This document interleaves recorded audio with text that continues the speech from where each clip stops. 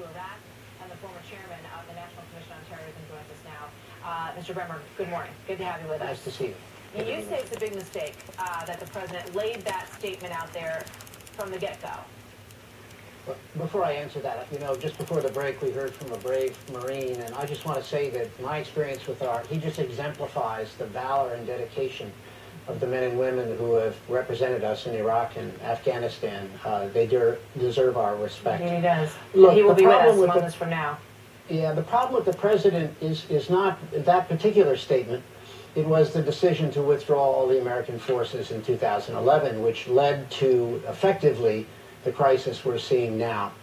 Al-Maliki interpreted our withdrawal as an opportunity to basically run a Shiite-dominated government and to replace the officers that we had trained in the Iraqi army, and by the way, an army that had defeated al-Qaeda by 2009. He replaced these officers with his partisans.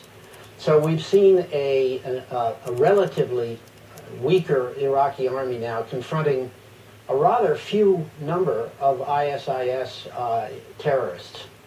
You know, we had Ambassador John Bolton on moments ago, and he said that he wouldn't lift a finger to help al-Maliki, and he would not engage in any kind of partnership in any form with Iran on this. What do you think about that?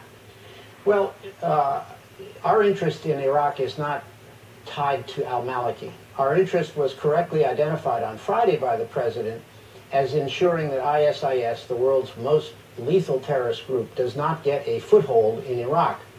That's our interest. If it involves cooperating with al-Maliki or not is a separate question. I think the president also correctly said we'd like to see a broader political government in Iraq. They just had elections. They're working on putting together a government. It would be good to see that it's not a Shiite-dominated government. Al-Maliki is not the core interest we have in Iraq. Our interest in Iraq, immediate interest, is stopping ISIS and then helping the Iraqis recover the territory that they've lost to that terrorist group. But it sounds like what you're suggesting is that you need to have special forces, you need to be open to putting combat groups on the ground, you got to have, basically take back the cities that have been lost. And we have a map to show Tikrit and Mosul and Tal Afar and all of these areas, and they stretch into Syria. This is bigger than just Iraq. How could you possibly do that with the president's statement of saying that he refuses at the outset to say that he'll put any combat troops out there to do that?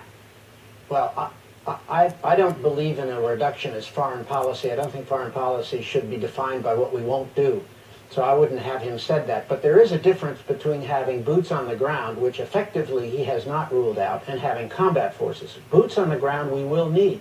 We're going to need people to do forward spotting, intelligence, especially when it comes to the Iraqis retaking the cities. You can't do that with fighter aircraft. You're going to need drones, and drones need to know precisely which building the bad guys are in.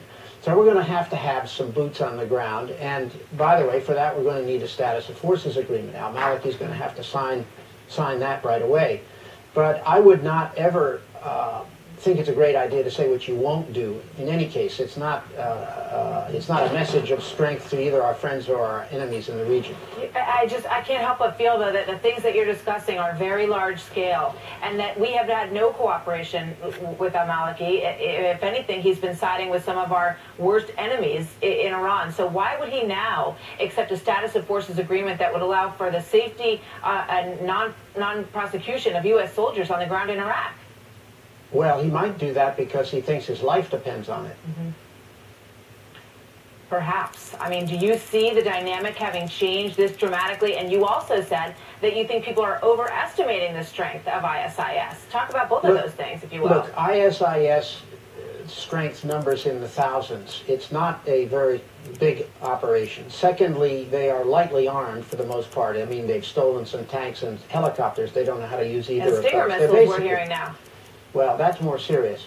But they're lightly armed, and they're not popular. I mean, the kind of assassinations and executions of prisoners of war that they've carried out, the kind of beheadings and amputations that they take over that they execute when they take over, those are not going to be popular with the Iraqi people. So we shouldn't assume that they cannot be rolled back, and the immediate objective is to stop them coming south to Baghdad or to the holy cities. What do you say in terms of the larger picture? And those who look at you and look at Donald Rumsfeld and look at President Bush and say, see, we knew this would happen. We knew this is where all of this was headed. What do you say?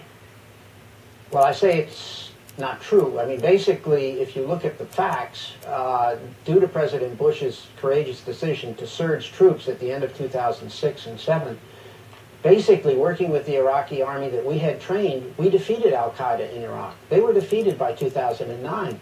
The problem came when we basically pulled out. That was the mistake that the president made. Do you think this situation is salvageable? Yes, but we got to get moving.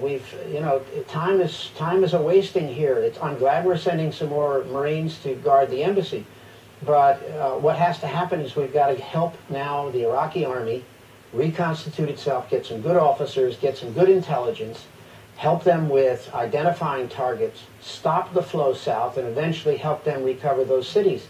That's a big undertaking. It is. But the stakes are very high, as the president said last Friday. Thank you very much, Paul Bremmer. We look forward to talking to you again. Nice to be with you. You too. Quick check.